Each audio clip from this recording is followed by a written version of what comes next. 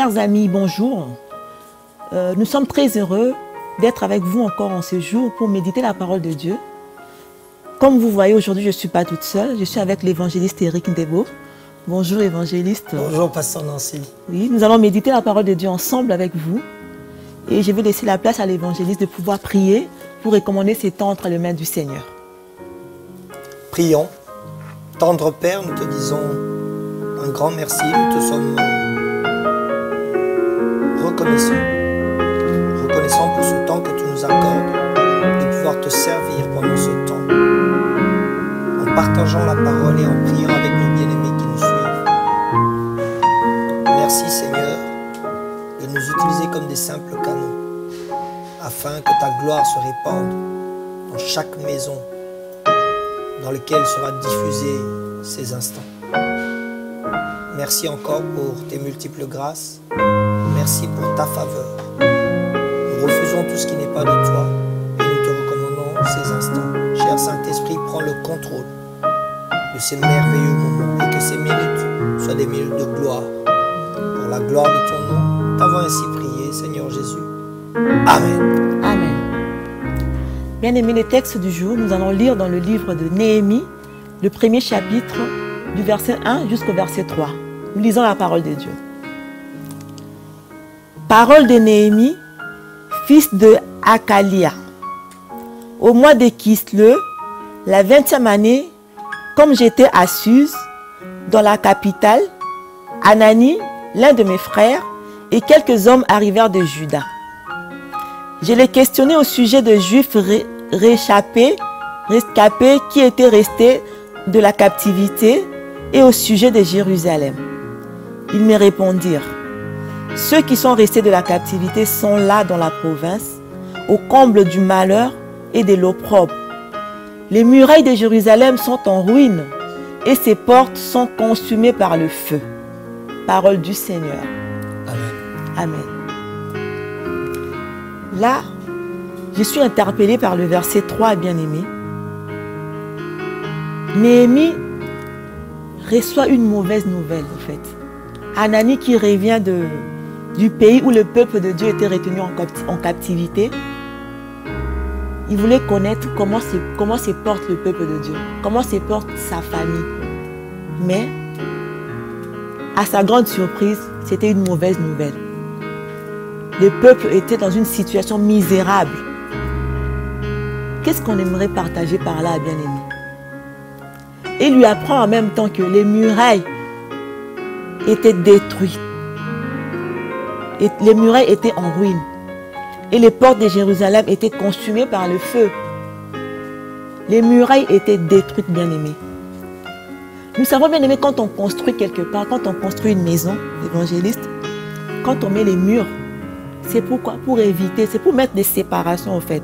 Pour séparer que ce qui est à l'intérieur, que ce qui est à l'extérieur, pardon, ne puisse pas voir ce qui se passe à l'intérieur. Au fait, les murs servent de séparateurs, au fait. Pourquoi les murs étaient détruits? Les murs étaient détruits, pardon, bien-aimés. En fait, il manquait en fait une protection. Les peuples n'étaient plus protégés. Donc, il n'y avait plus de séparation entre le peuple, si je peux dire, et les péchés. Le peuple s'est laissé aller au péché. Il n'y avait plus de séparation. Pourquoi la ruine est arrivée. La destruction est arrivée. Tant qu'il n'y aura pas de séparation, bien aimé, il n'y aura pas de prospérité spirituelle. Alléluia. Pourquoi? Parce qu'on est exposé. Qu'est-ce que tu en penses, évangéliste? Oui, non seulement cela, du fait que les murailles étaient détruites. Il y a quelque chose qui m'interpelle, c'est que Néhémie était en Perse. Il était dans la capitale de Perse. Il était très loin. Ouais. Et souvent, nos frères et nos sœurs qui ont, je ne dirais pas quitté l'église, ou qui ont voyagé, qui sont loin de l'église, quand ils demandent des nouvelles de l'église, c'est souvent problématique. Je ne sais pas pourquoi nous avons souvent tendance à ramener les mauvaises nouvelles que plutôt les bonnes. Si on pouvait prier aussi pour que chacun de nous soit porteur de bonnes nouvelles. Souvent, les gens ont une facilité à raconter ce qui se passe mal. Mais nous avons difficile à raconter ce qui se passe de bien. Beaucoup d'églises connaissent des difficultés. beaucoup d'églises connaissent des problèmes, beaucoup d'églises connaissent des défaillances. Mais au fin fond de ce désarroi, je voulais dire à quelqu'un qui a toujours une lueur d'espoir. Je voulais dire à quelqu'un que même si tu es criblé de partout, tant qu'il y a de la vie, il y a de l'espoir. Je disais à un bien-aimé il n'y a pas très longtemps, parce que nous partageons au sujet du verset de Proverbe qui disait « Vaut mieux un chien vivant qu'un lion mort ». Beaucoup aujourd'hui restent avec cette carapace-là, mais ils sont déjà morts. Pourquoi nous n'arrivons pas à ramener de bonnes nouvelles? Pourquoi il est si difficile de parler de son frère en bien que de raconter tous ses défauts? C'est pour ça que lorsque nous allons prier, je voulais dire à quelqu'un qui est dans la défaillance, quelqu'un qui est presque à genoux, quelqu'un qui est au supplice, quelqu'un qui est dans le désarroi, qu'il y a une lueur d'espoir. Et dans ce livre de Néhémie, je disais, même si tes murs sont détruits, même si tu es à fond dans le péché, l'espoir est possible. Le Seigneur Jésus peut te récupérer. Tu peux revenir à lui et les murailles seront reconstruites.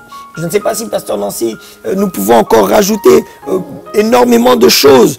Parce que lui, étant loin, reçoit une mauvaise nouvelle. Alors qu'on pouvait lui dire, écoute, c'est vrai qu'il y a ceci, c'est vrai qu'il y a cela, mais je pense que quelque chose est possible. Quand nous lisons la suite, nous allons nous rendre compte que Néhémie se lèvera. Mais ce que je veux dire à quelqu'un aujourd'hui, pendant que vous nous suivez, même si vos murailles sont détruites, même si, comme l'a dit le pasteur Nancy, il n'y a plus de séparation entre vous et le péché, je voulais donner une lueur d'espoir à quelqu'un. Je voulais dire que le relèvement est possible. Je voulais dire à quelqu'un que tu pourrais être restructuré, tu pourrais être rebâti, tu pourrais être reconstruit. Il y a simplement quelque chose à faire, c'est de revenir au Seigneur. Est-ce que vous pouvez rajouter quelque chose, pasteur Nancy, à cela? Moi, je vais rajouter, évangéliste, que, comme tu viens de le dire, évangéliste, que même si les murailles sont en ruine, Dieu est là. Amen. Il y a toujours un espoir. Alléluia.